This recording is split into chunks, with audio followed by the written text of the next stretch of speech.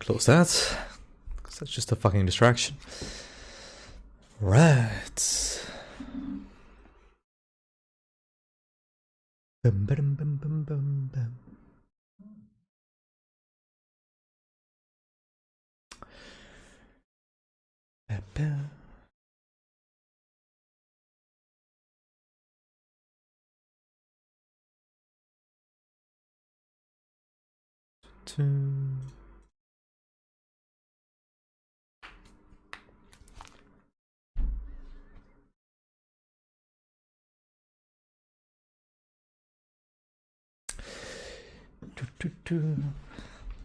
Just a second.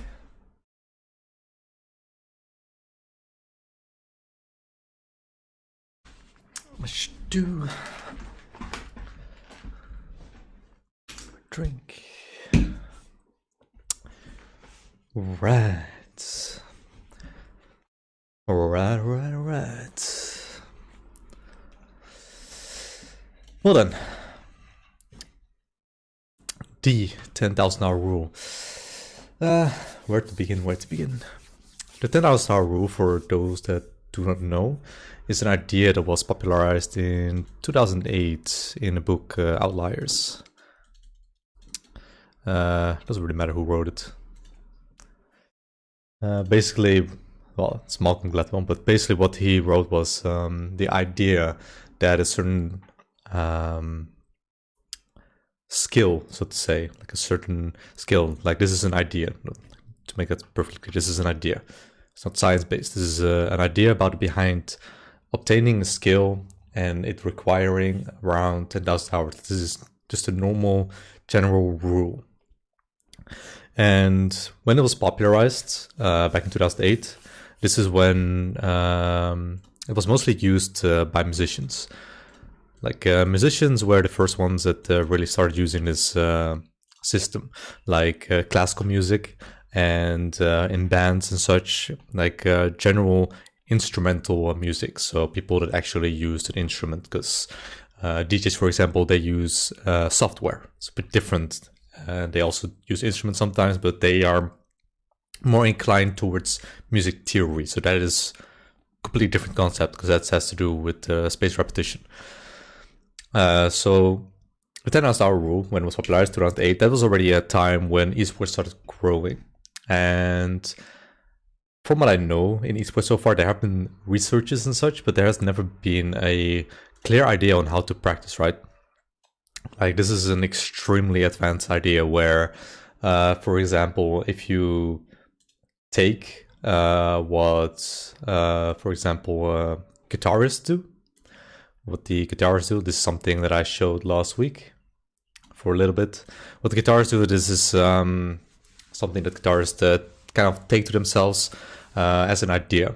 And also, this is where I last week said, like, if you only practice around 30 minutes per day, then yeah, according to this, in 1 in 11 years, you could reach master, but that has something to do with how our brain operates. And if you only practice 30 minutes a day, you can forget about this, period. Like, this is just absolutely not happening. Like, you will reach intermediate in 7 years, so to say, and that's it.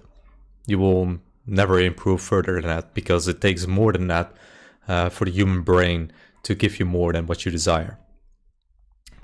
So using this idea for 10,000 hour rule, obviously this one has 20,000 hours, but it's whatever. Again, it's just a number. The hours are just a number, but it's an idea that has a certain backing behind it. And that's what we're going to dig into.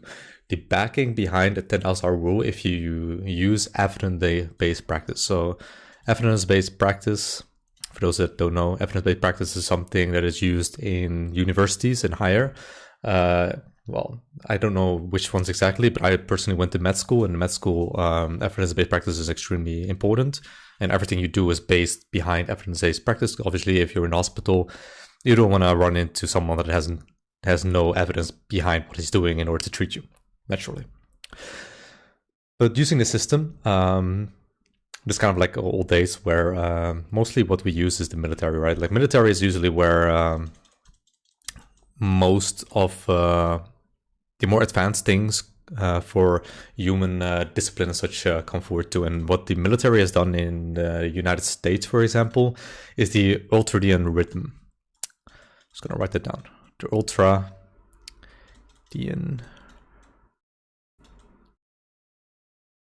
The ultradian rhythm. Now, what is this? The ultradian rhythm. Now, just to make it clear, ultra means like it's being outside of day. So ultra, so dian means day, and ultra is kind of like Latin for being outside.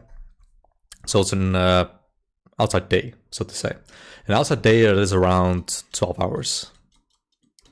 And the ultradian rhythm is how the human brain, so to say, allows us to practice. And in this rhythm that is only 12 hours per day, the most effective and productive way you can see for human beings personally to improve is only 2 hours per day. That is a reality. Now, obviously, in the table I showed you just now, it goes up to 4 hours. And obviously, there's always going to be a contradiction between actual science and ideas. So that is kind of like the system here, right? Like it's science versus... Because in the end, what people mostly have heard in FPS esports is that 2 years is all it takes to become an advanced player. Whereas if you look at the table I showed you, complete opposite. Where it shows that you need a lot more, like you need 2,500 hours. That's way more than anyone can give. So science versus ideas in the ultra. You get the idea, ultradian rhythm. I'm just gonna put the R there for rhythm, ultradian rhythm. So science versus ideas and ultradian rhythm. Obviously, this is a very complicated system, but what it comes down to is how long. That's like how long can the human brain focus? Let's use that word: focus and concentrate.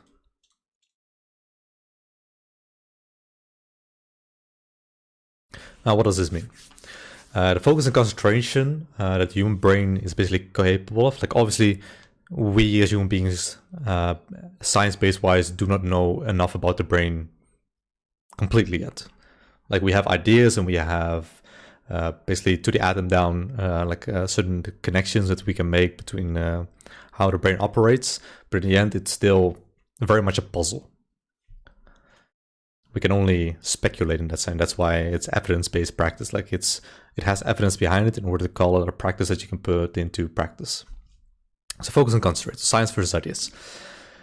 What does this mean? This is basically, if you break it down, like how long is your body, like your brain, capable of focusing and concentrating on a certain task? So if you put this into perspective, how long can we do this on a task? And this you can relate towards FPS, right? So when you're playing an FPS and you're trying to go to esports and you're trying to improve on a certain skill, like what we've spoken about the past few weeks, where you divide yourself into a certain category, which is like the close quarter combat, the assault, and the sniper, because those are the classes that you see in any given FPS due to the guns and other abilities that you're given to your set. And when you're putting this into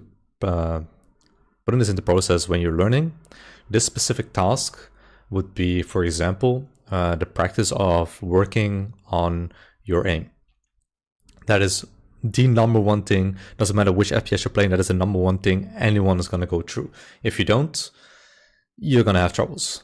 Obviously, in Overwatch is a little bit different due to the fact that there's the tank class and sub-tanks don't really need aim, but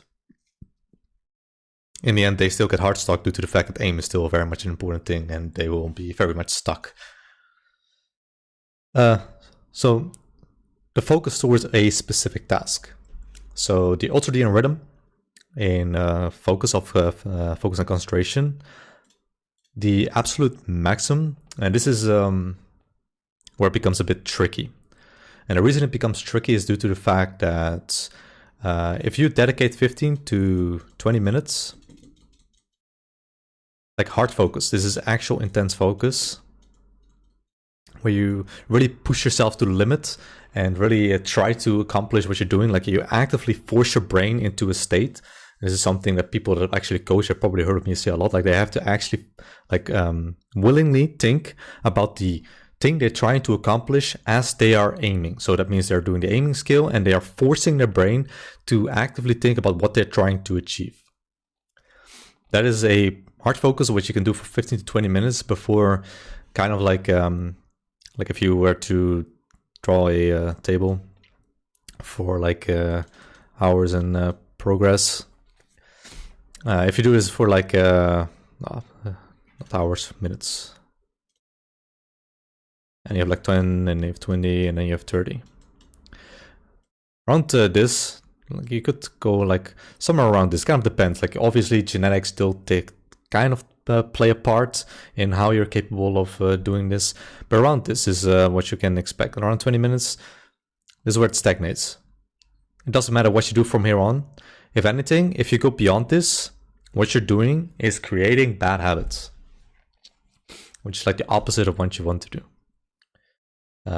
Naturally, in FPS, it's a bit different due to the fact that, well, when you're practicing FPS, not only are you practicing this skill, you're also practicing for yourself, and people find it very difficult to stop, so to say. You can't just do 15 or 20 minutes of like practicing aim and then just not play at all. It doesn't work that way. That's why it's important that if you're gonna go beyond this, so even though you've done the 20 minutes and you're not gonna improve from here, like it's only gonna go down. When you're a gamer, so to say, you can go on because you want to. The most important part here is that you just continue on this and then just focus on not creating bad habits, and you will at least make sure that you in the long run don't cause any problems. And this is something that I have at least tried to do with my players, and from like it's been like 2 years? No, not 2, like 18, 19 months of how long I've been coaching, and all my players, none of them have any sort of issue in this regards as far as I know. If you were to put it into a thesis, for example, like if I were to write a thesis that is evidence-based practice where I would use the players that I've coached into the system, this is what you're looking at. So 20 minutes is the kind of the limit. After 20 minutes, you're not going to improve anymore. The best you can do is just make sure that you don't create bad habits. It's facts. And using this system, you can do this for up to 2 hours per day. So for example, you do 15 or 20 minutes of aim and 15 or 20 minutes of specific techniques and 15 or 20 minutes of certain game sense, for example, is another one, where you really focus on the outside of things. In total, obviously, what the best thing that you could do in this sense is you do 15-20 minutes and then you do a 5-minute break. And then you just go on. You repeat this 15 to 20 minutes, and you could technically do this like every single time. So do this times 4, and then you complete your 2-hour routine. Personally, I suggest more that you do it in, you break it down during the day. Like you do it once when you start, and then somewhere at the end of the day, you do it again. This is something to do with your sleeping rhythm and something to do with how your brain processes when you go to sleep, which is a whole different ballgame. But that is something that you can look at. Like when you're working towards a 10,000 hour rule, and you put this into perspective of the ultradian rhythm, what we just discussed, this is the best way you can approach practicing any given skill. Like it doesn't even matter if it's just FPS. If you're outside of FPS, if you were to take this, for example, on an instrument, or you were to take this, for example, in an actual sport, like for example, football or tennis, all of this would be the exact same thing. It's just in real life sport, it's extremely difficult to repeat the same action. That's the advantage that we have as gamers have. Like we can very easily repeat the same action over and over and over and over, making it muscle memory very simple. Okay, so that's the ultradian rhythm, and this is how you could best like exploit the amount of hours you put into practice, and then you take that into your video game.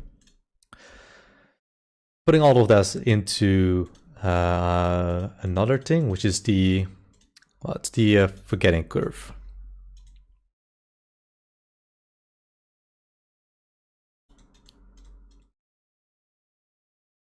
Also known as the ebbinghaus.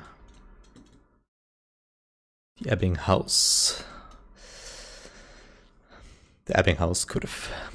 What is the ebbinghaus curve? Now, if you were to take what we just spoke about the ultradian rhythm, this is just on a daily basis, right? So if you were to do this on every day, you will see results no matter what, as long as you put in the time and effort to actually properly progress your individual skill. So the ebbinghaus curve, or the forgetting curve, what it looks like is something like this. This is your memory recollection. Let's just call it recall, like it's a memory recollection, and then it's per day. So 1 day, 2 days, 3 days, 4 days, 5 days, 6 days, etc., etc. And when you're learning a new skill, basically what your brain does, so first you do the ultradian rhythm where you practice, put something into practice. What your brain does is it starts here, like somewhere here. It's like, okay, we're learning something new. And then if you were to completely abandon it, obviously, boom, done. And your brain will basically go like, okay, we don't need this anymore. And then it will remove it from your memory. But if you were to actively practice, it starts somewhere like this, right? So it does go a bit downwards because your brain is now adapting to what your body needs. And then slowly but surely, it becomes a consistent type of line. It will still go down a little bit, but as long as you put in the practice, how to properly articulate this in English, as long as you put in the practice, this Ebbinghaus curve, the Ebbinghaus curve, will make it so that all of this will become consistent, and you will no longer forget. It's kind of like best way to call it. For example, learning to swim, or when you're learning how to bicycle. The first few steps, like the first week or so, like let's use cycling as an example. That's not okay. That's okay. When you're using a bicycle as an example, when you learn how to ride a bicycle when you're young, and you do this like consistently due to the fact that your parents are kind of pushing you to. At least if you're Dutch. If you're Dutch, everyone knows how to ride a bicycle. So best example for me, because I'm Dutch. Basically what happens is, this is what happens, right? Like you try to and you fail miserably. That's why there's these training curves with like, you have these training wheels, for example, that help you with this. And then eventually with this, the ultradian rhythm, what happens is that you will start really learning how to do it, and then you can take away the training wheels, and then you will learn how to actually cycle. And then they're using this memory recall kind of system. And let's say that you've done this, because if you do this only for a week, then you can just forget about this. This goes straight down and boom, gone. Just to make that clear, like you do have to actually put in some time and effort for like let's say like 3 months. Let's say you do this for 3 months, and then you do nothing for 1 year. The way this memory recall would work is like it's still gonna do like this, and then obviously it's gonna go down. But due to the fact that it's still in your Ebbinghaus curve, your brain will still be like, okay, we still kind of know what we have to do. We still kind of know the basics of how we are going to cycle. And then when you do this again, the brain will start again, like somewhere like here, and it's like, okay, no problem. We know what to do, and it will be a consistent ride.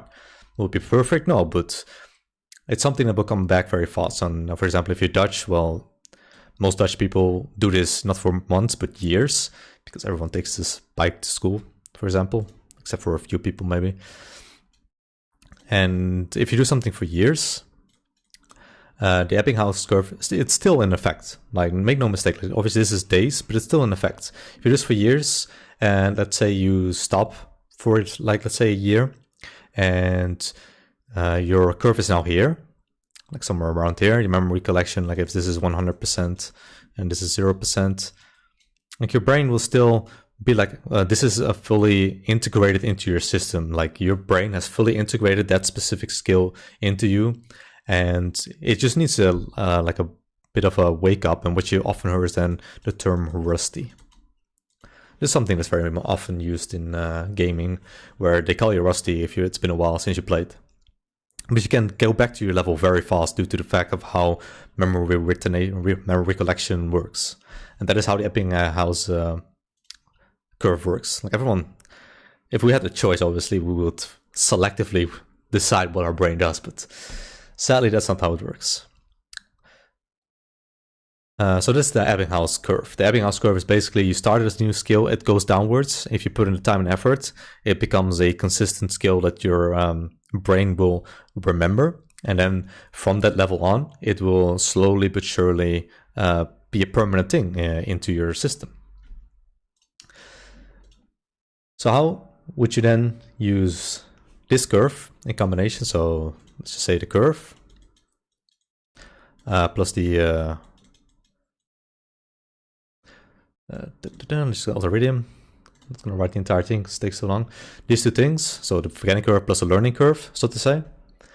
And then you do overall focus. Because the ultradian rhythm is still a bit iffy. Like obviously it was done by the United States Army, how they came up with that. So it has a serious backing behind it. And then what we come with is this is an evidence-based practice for spaced repetition.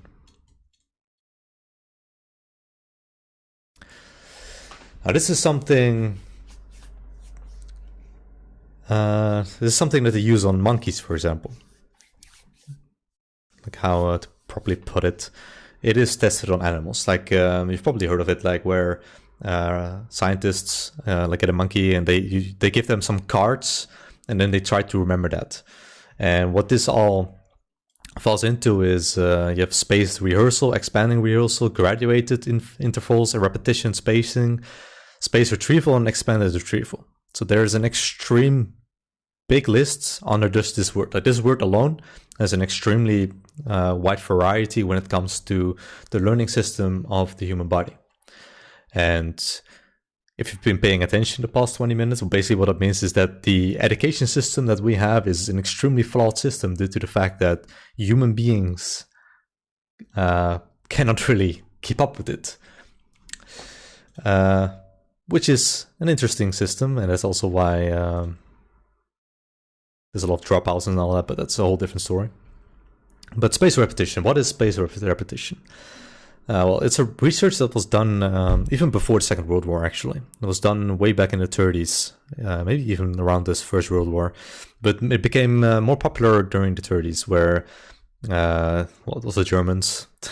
The Germans did a lot of, well, when it comes to med school, you run into the Germans way too much. But it's a whole different story. The Germans came up with this where the appropriate distribution of the periods of study that you can put into your brain is put into this small little system. So you have the Ebbinghaus curve. So the Hammer and Ebbinghaus came up with, researched how the curve works. And then the American military came up with the ultradian rhythm, which is a more modern research. Like the Ebbinghaus curve and the spaced repetition is a very, very old research, but they still stand firm today because they continuously further prove that it works, so to say. So the theory continuously gets proven in practice, and that's why it's very important. Like, so you have theory and proven in practice. It's very important to put that in notes because otherwise you're just talking bullshit. So theory proven in practice. So that is one of the key things that is used here. And the main thing for spaced repetition is something that I already said, right? Like it's a task, which is something that we discussed here. It's a task that is important, but the main thing is that you have motivation for it. And this is where things become almost problematic, you could say. So basically what it means is that throughout all of our learning, as long as there's no motivation for this task, basically what happens is you enter, like if you were to say that this is like a circle, and it just keeps repeating, blah, blah, blah, blah. Let's just say this is a circle. Completely inaccurate, by the way. This is not scientifically, I'm just using an example. This is not scientific. If you use this as an example, basically what happens is you go onto autopilot, and that is something that is proven. And autopilot, well, how to put it bluntly, autopilot, it's not going to help you. If anything, this is where the really, really bad habits come into play. And for example, let's say you're an esports player and you're put into a position that you personally do not like. What's going to happen is that because you don't like that position, there's going to be some resistance towards the learning curve that you're trying to implement into your own gameplay. So basically what you could say to pretty much every single player and yourself as well is if you're doing something that you do not enjoy for a task of which you're trying to improve upon, the opposite will happen. Instead of improving, there's actually a chance that you will become worse. And this is an extremely dangerous thing to do, obviously. And the only way to counter it is if you actually have knowledge of it. And that's kind of what this is about. The 10,000 hour rule is an idea, as I said before. But using science, like actual science behind all of this, if you can identify the problems that you're facing. So let's say, like when I was a player, like let's make the most direct example. Like I already knew of this. So when I was a player, because this is something I had in university. This is years ago, like 4 or 5 years ago. So last was the time I quit uni, and I was a player like 3 years ago to 2 years ago.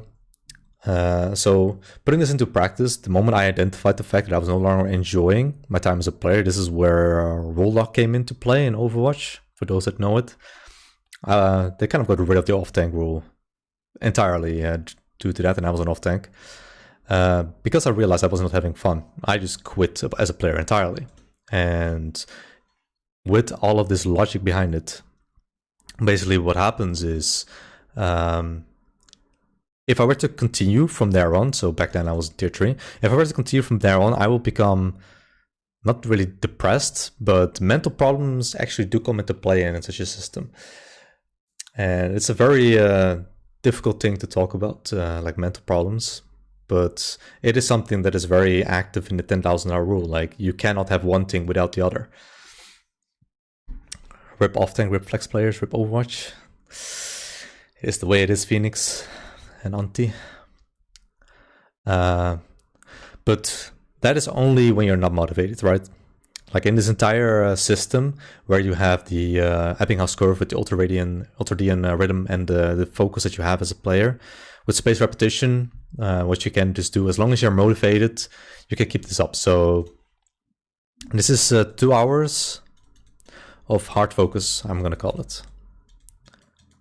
If you were to hard focus on something for 2 hours, so if you then, where's that table?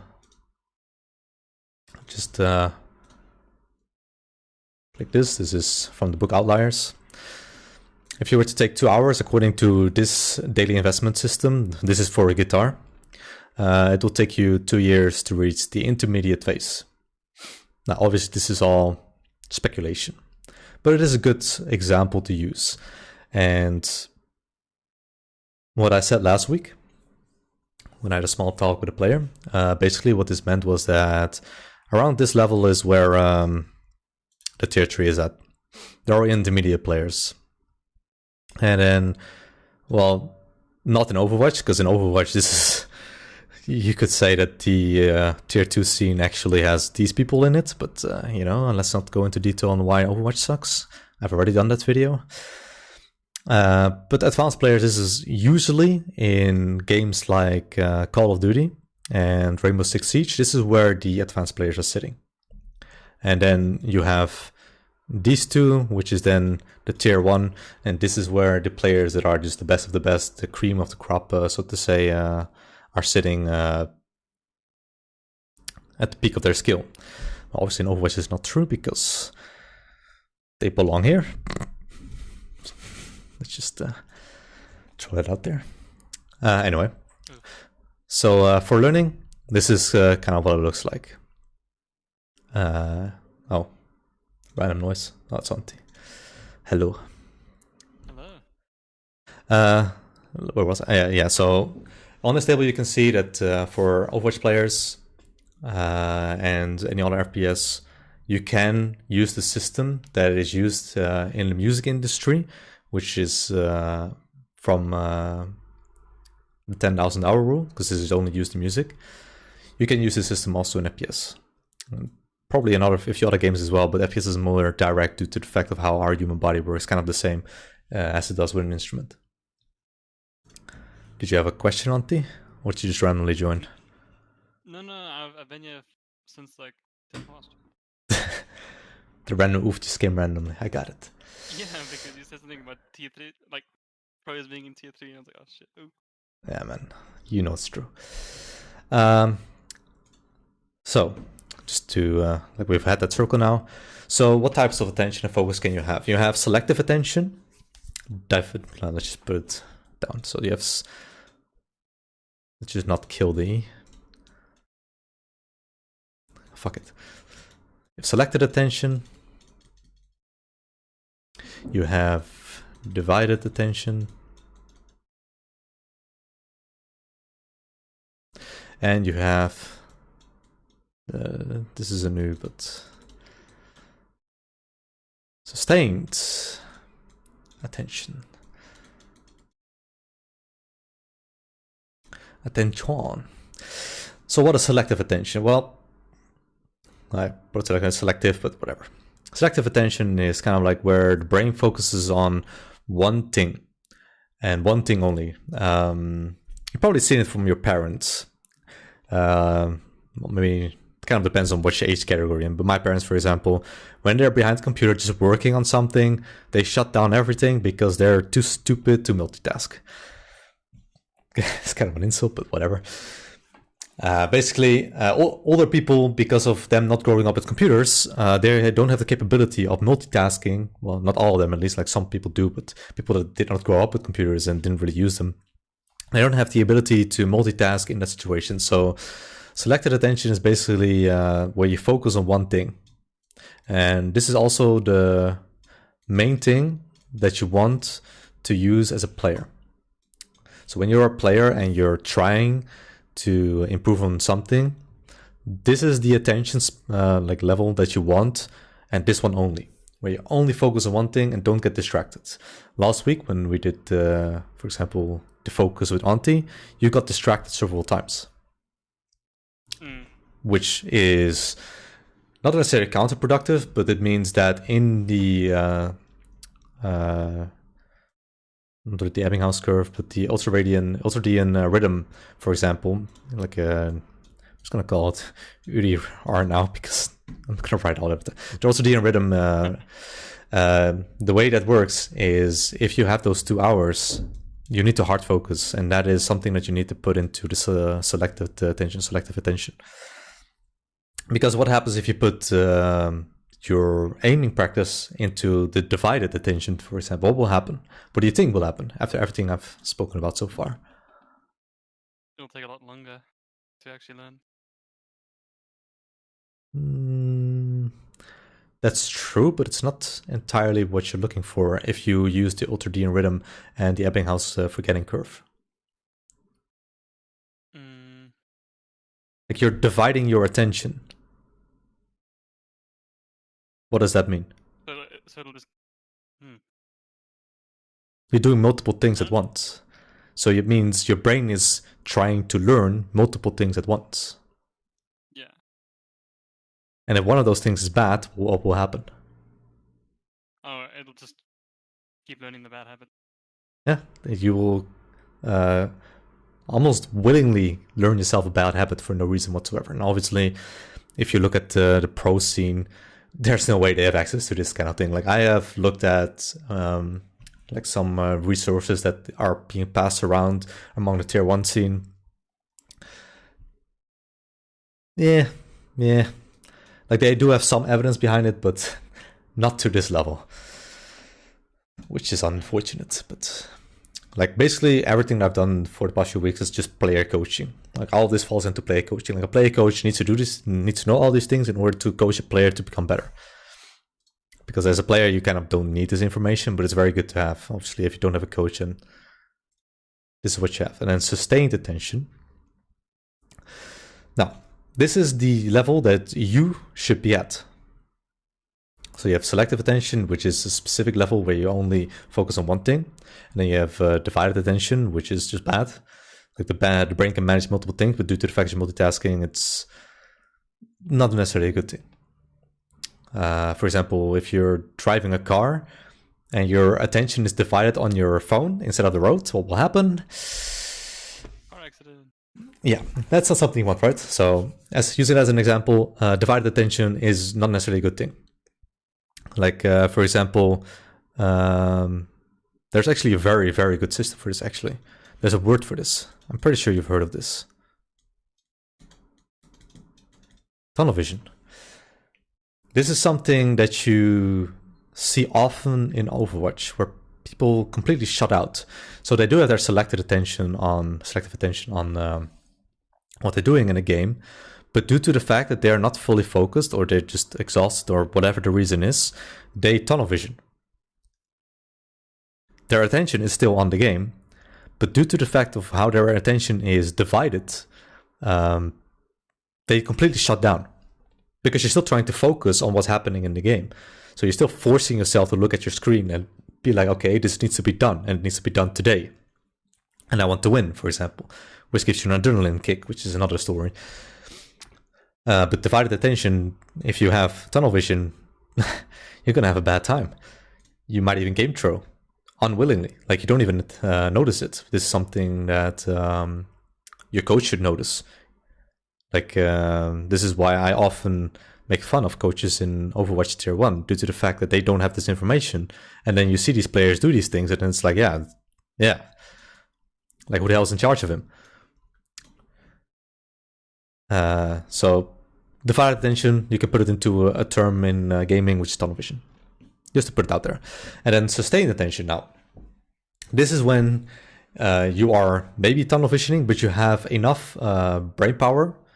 This is this is the level that I obviously want you to reach. And obviously all the players as well.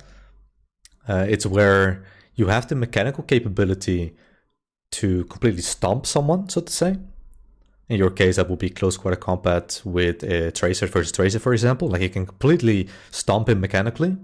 And then sustained attention would then be, for example, you're playing a game of chess against the guy whilst you're stomping him.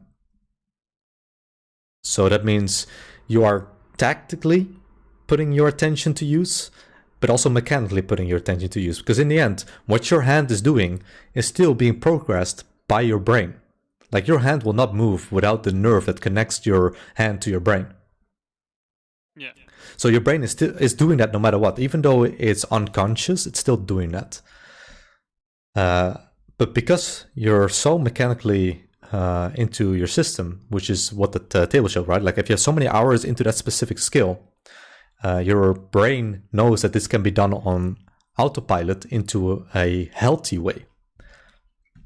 And then your sustained attention would then be, you know what you're doing with your arm, you know that you're aiming, and at the same time, you also know that you have to outplay the person opposite of you. So all of these things come together, right? So if you are a pro player, in my opinion, if you really want to call yourself a pro, you have the mechanical ability, and you have the, let's call it psychology. Fuck it, I'm not gonna write it. my brain is on Dutch right now because everything I'm looking at is Dutch. Psychology. Psychology. It's a G and then a Y. There. Fuck it. Psychology. Fuck it. Mentality. Yeah, it's the same thing. But mentality is... when you're talking about mentality, Phoenix, basically what you're doing is... like, you can, for example, have a toxic mentality. It's not really what you're looking for when you're... like, obviously, mentality can also be put into a discipline, for example. And discipline is the mentality that you can have towards a certain action. So that should almost be an absolute almost mentality. But psychology is more you have the brain space to put your brain to use towards actual actions. And one of the best players that you could watch for that was Defran. This is why Defran, in my opinion, was so good. Like, he already had the self-discipline, but you could see that, like, obviously he had a lot of mental problems, which is unfortunate because he is an amazing player mechanically. And, like, he has these two down to the dot almost. That is how good he is, in my opinion. Maybe now, due to with the Ebbinghaus forgetting curve, he probably is not that good anymore, but that just means he's rusty because it's in his long-term memory. Just in a small example. What you saw with him was he could stream, make fun of the player that he's facing 1v1, and then completely and utterly stomp that person because his brain is fully focused on what's happening in front of him, and the rest is just he's making fun of that person because he just knows this guy is not on the same level as him. Whereas if he was to play on against someone of the same level as him, like let's say he was against say Bilby, completely different story. He would not be laughing. I think he actually has. Like, I think I've actually seen him on Horizon Lunar Connolly. I don't think, maybe it was Seablobi, I don't remember. But he was against another pro player that was playing Tracer. And you could see that normally he would make fun. He was still making fun, but he made fun after he was done killing that person. And that is where you see the switch. It's kind of the switch. Like, he knows, okay, I can't fuck around anymore because this guy will beat me if I now don't pay attention. It's kind of like a switch that you can use as a pro player. And that's also why this is also kind of a skill, because you can divide your attention into that way. But due to the fact that it's all sustained attention in the end, you can make everything work towards your advantage. Damn, this is a long video. Whatever. Right, so yeah, true. So the Ebbinghaus curve is one thing. Space repetition. I'm not going to go into detail on space repetition because it's more used in the education system. It's just something as a word that I use. Like, basically, what you're doing with space repetition is it's an evidence-based learning system where you, for example, show cards. Like what I used with the monkey example. You show a card to a monkey and you try to make him remember that, and you basically try to make him find the cards, and that's that. That is just a simple way of because we, in the end, monkeys are not so different from us, no matter how much we want to deny that. It's facts. 1% different. They're still very stupid though. So the last thing that I want to use for the Ebbinghaus curve, because obviously the Ebbinghaus curve, what we just spoke about, was over time. Now we're going to put it into practice. So everything that we just learned about, I'm going to put into practice. So obviously, as a coach, what I did, I made practice systems for my players. So they're fucking lucky. Yes. But really, they paid me so. And then memory recall versus practice time.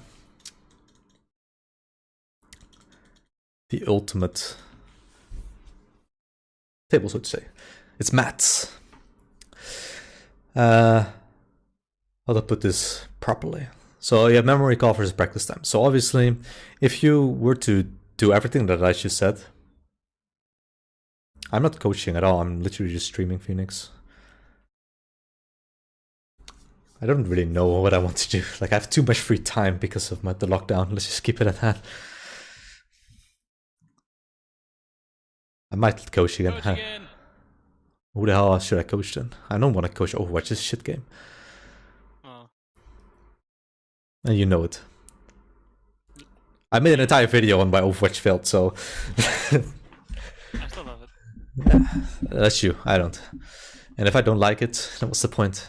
Like, yeah, no, I get you. My nail in the coffin was when they released the patch one day before the actual OD tournament last year. That is literally when I quit. Like, they released that patch and I was like, nope, fuck this, I'm out. Releasing, you don't just release a new meta not even a day, like 18 hours before the tournament starts. Like, get the fuck out of my face. It's disgusting. All of a sudden, everyone's immediately changing what they're playing. Like, I did have a solution, and my team gave pro players a run for their money, but fuck it, man. Anyway, memory recall versus practice time. So this is what it looks like. Like what we did before was the Ebbinghaus curve, where it just over time. So this is days. Now we're using if it was sustained over a period of time. Well, Phoenix, that's South Africans, man. They're not very bright. Get roasted. Anyway, so this is, let's say, the practice time that you're doing. Like, for example, what I personally did was I did sessions, 3 sessions per day. This is what it looks like. You start here, it drops down automatically, and then it finishes here. And basically what the brain is doing, it remembers the start of your practice session, and it remembers the end of the practice session, and everything between can be considered fake. And that's just the way our brain works. Like I said, if we had a choice, then I would change it as well. But human brains, man. Why can't you just do what I want? So this is the start. And this is the finish. And then what you have in between this, like if you do this 3 times per day, you would continuously do this. And it would continuously look like this. But what you're doing here is, in the end, that this line no longer becomes fake. It becomes almost natural to you. And once this becomes natural to you, what you see is that instead of your starting point being here, on the exact same skill, like if this is the 100%, and it starts around here like it's 80%, because you do need to start difficult. In the end, you start at 100%, and it drops to, like, let's say 90%, and then it's 100% again. And this is how you retain the memory and the skill at an extremely high level. And this is where consistency comes into play. Because if you're consistently 90%, you're a fucking machine. Like, everyone should be terrified of you. If you can be consistently at that level of 90% performance at a pro level, nobody can stop you. But then obviously all the pro players are like that as well. So, different ball game. But let's take Auntie for a sec. Auntie, his skill level, it's around here, I would say. So he starts around here, and then it drops to, like, let's say 40%. And he's trying to get this to, I would say, 80. And this is where difficulty comes into play. And this is why it's extremely important that you continuously upgrade. This is something I spoke about before. Every 2-3 months, upgrade your training schedule. And by upgrade, I mean the difficulty.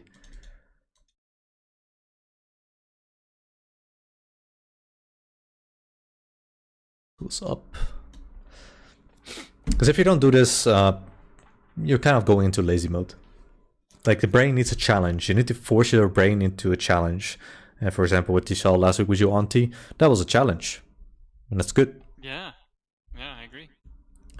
And that is how you continuously increase. Like, you need to continuously increase the difficulty of the skill that you're trying to learn. And obviously there's a skill ceiling at the end. And like, in the end, you're just, like I said, that you're at 100%. Perfect. And then you drop to 90%. And then you're 100% at the end again. And then you're consistently around the 90% range, and you're a machine. You're terrifying. So that is what you're looking at as a player. So the 10,000 hour rule, which is what all of this started with. Just clean it. The 10,000 hour rule, it's an idea. It's a very good idea. This is why it became popular. But using the science behind it, practicing 4 hours per day, like actual focus, is counterproductive. Really?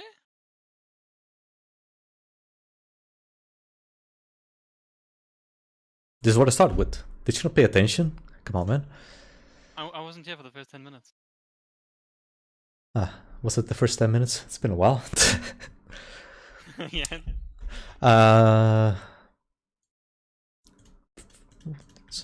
Which book was that? Like, I started with the ultra. You were here for that. It was the ultradian.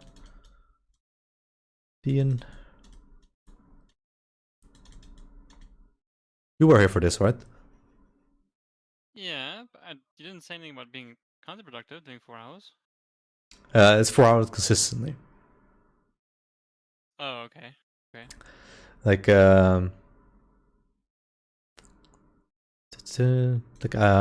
like what I just said, right? This is something I started with, 15 to 20 minutes, and then taking a 5-minute break. Yeah. Okay. And you can do this for up to 2 hours.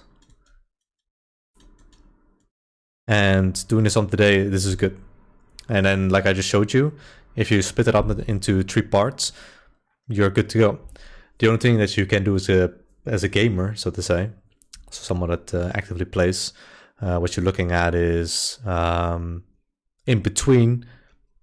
So let's say you wake up and you have breakfast and you are completely awake after like 1 hour. So the first hour is just you waking up. Then you do 20 minutes of practice, and then you take a 5-minute break, and then you just go into Overwatch. And then you could continue on with learning your skill, no problem. So let's say let's just say you're playing Overwatch for 2 hours. You're satisfied, and then once again you practice for 20 minutes again. Now, obviously, if you're going to follow this system, you don't practice enough, because you're not going to reach your 2 hours of practice by the end of this. If you skip this every 2 hours, and you're going to be at bedtime pretty fast. So you do want to make sure that this is 2 hours. So if you, let's say, you take this 2 hours away and put it into 1 hour. So you would have 1 hour waking up, breakfast and all that, and you have 1 hour, 20 minutes of practice, and then 1 hour of just playing Overwatch, not necessarily focusing. Kind of depends on what you want, right? Because in the end, if you go into an Overwatch ranked game with the specific goal of improving, that is your 20 minutes.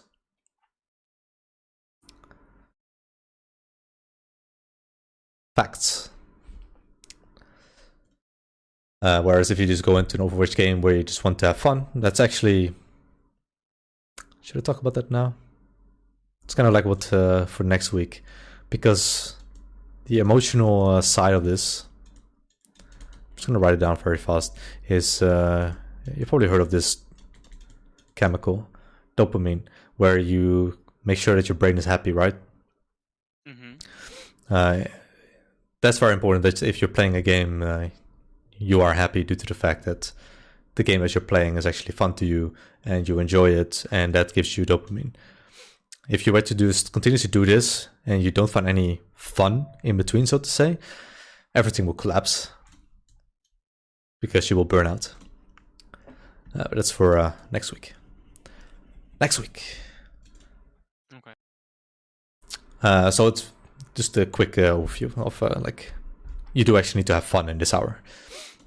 Like, give yourself a break. Like, you put practice into this, have fun, and repeat this process. So what it would look like is literally you have 21, 21, 21, 21. No, this is 4 hours, and this is 1 hour.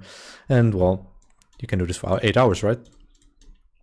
In between this hour, this is also something I do. You can go to the gym. Or you can go outside, fucking do whatever, have fun with friends. It doesn't really matter what you do in that 1 hour. It really doesn't matter as long as you focus on a specific skill. Because Kovacs is only 20 minutes. Up to 30, like it can be up to 30. That's just... Because there's no absolutes. And yet numbers are not absolutes. It's just our human body and human brain is way too complicated to actually put all of these systems into play. Like with the ultradian rhythm, with the ebbinghaus forgetting curve, like all of these things, you can measure them, and all of these things are evidence-based practice. So all of these things have theory behind it that has been put into practice and has been proven to function and work. And that's also why because the ultradian rhythm is something that came, when was this? I gotta just pull up what the Americans actually wrote. This was this was done by the American military. So just to put it into perspective, this was done by the American military science department. What it looks like is something like this. Like the performance towards self-discipline, right? Like it does go up with top performance, and it's kind of like what I just drew with the ebbinghaus forgetting curve, right? Like you start here, and it's basically the same thing, just upside down. Start here, goes up, goes down, goes up, goes down, goes up, goes down.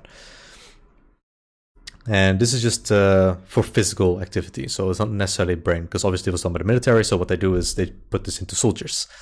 And these soldiers are not putting all their brain power into chess, so to say. They're putting it into physical activity so they can sustain it a bit more. They can do this for 90 minutes and take a 20-minute break, and then they can repeat this process, and they just want stronger soldiers, so to say.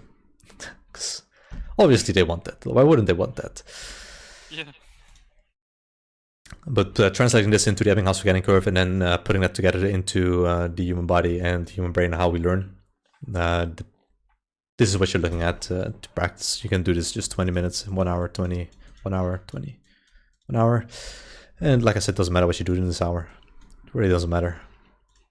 You can do whatever the fuck you want. Have a wank, I don't give a shit. It's your life. What if you were to decide on doing an hour and then only a 20-minute break? What if you were to reverse what you were saying?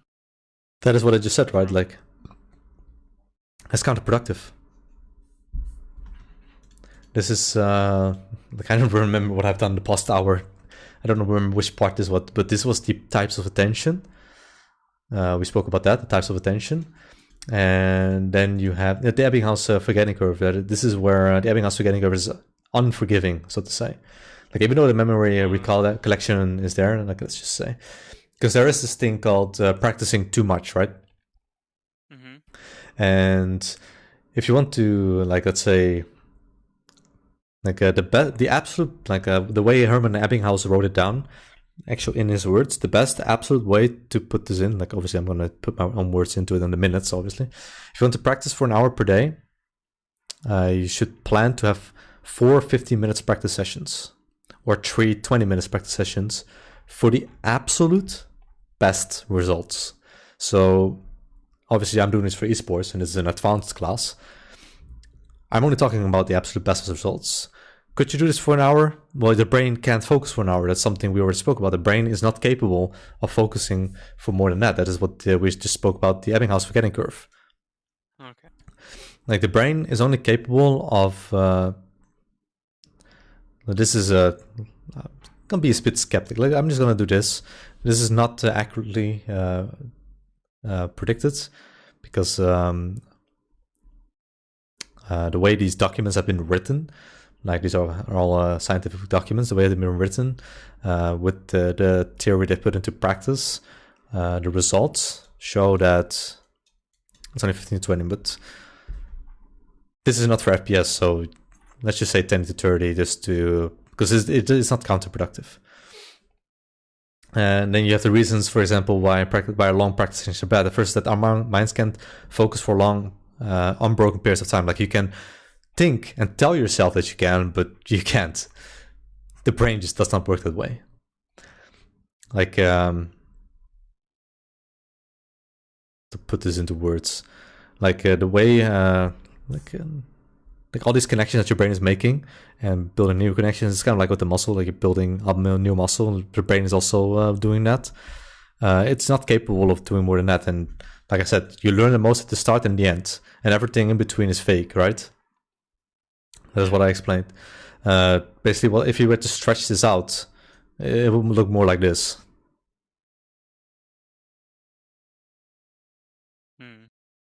Because you're exhausting yourself. Because your brain is not capable of following up. And this is another word, like overpractice. This is something I'm going to talk about next week. Like, overpractice and emotional stress and pressure, and not like it's almost like how you train a dog. The way you train a dog is literally by use of a snack, right? Like, you use some sort of treat or a reward, and they become actively happy towards learning that specific thing that you're trying to teach them due to the fact that there's a reward at the end of that. And that's why you do very short breaks. And that's why I do this, right? You have 20, 20, 21, 21, 21. Because in this 1 hour, you should really give yourself a reward. And I do the exact same. Like, as a player, it's been a while. For example, I still practice guitar 2 hours per day, I would say. 2 hours per day. So I would do like 20. And I break this down into multiple parts. And like 20, 40, 60. Music theory is in between this.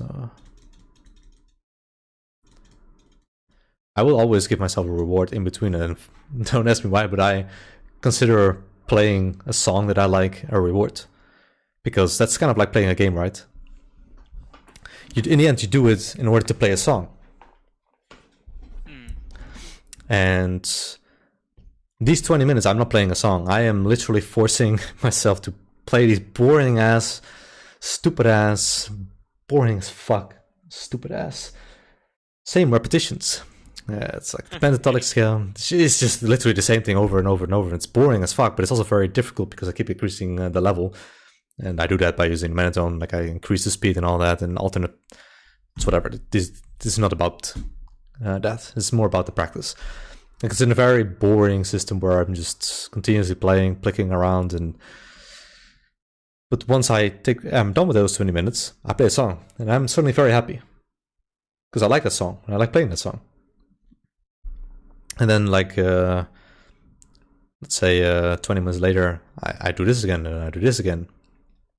And I can just continue to keep this up because it's like you're rewarding yourself in between, and that keeps your mentality from being strong. Like obviously, other factors also play a game in this. Like for example, we're in the lockdown, but due to the fact that I do still have my social relationships and I still go to the gym because fuck you government, I can train outside. I don't give a shit. I do boxing, not fucking weightlifting. Fuck that. These things also make sure that you're at your peak performance in physical and mental health and all that. Like I said, next week's gonna be that. But that's another part of improving your skill. So, and then what it comes down to, the perfect session, like the absolute perfect session, is 15 minutes, and you could potentially add like 5 minutes to the 20 minutes. And if it's gaming, then let's just throw it to 30. But you're not learning anything. And that's the key thing that you have to take for this. You're not learning anything. Like you can tell yourself that you're learning, but you're not. It's like you could almost say it's you have the placebo, which is where you tell yourself something and it actually works. This is kind of the opposite. It's a placebo where you tell yourself something, but it's not actually doing what you want. And I have had players like that. Like I only coached it for a little while because I could already see that they're not going to keep this up. I don't know where the player is at now, but at the time where I was coaching him, he was already a Grandmaster. So, and I know for a fact that he's not a tier 3 player. So, it's been a year. Yeah, it's been a year. So, he's had his struggles. But he wanted to go pro. Full year and still not pro. That's not good. Because the tier 2 scene, you can still get into it if you work hard enough.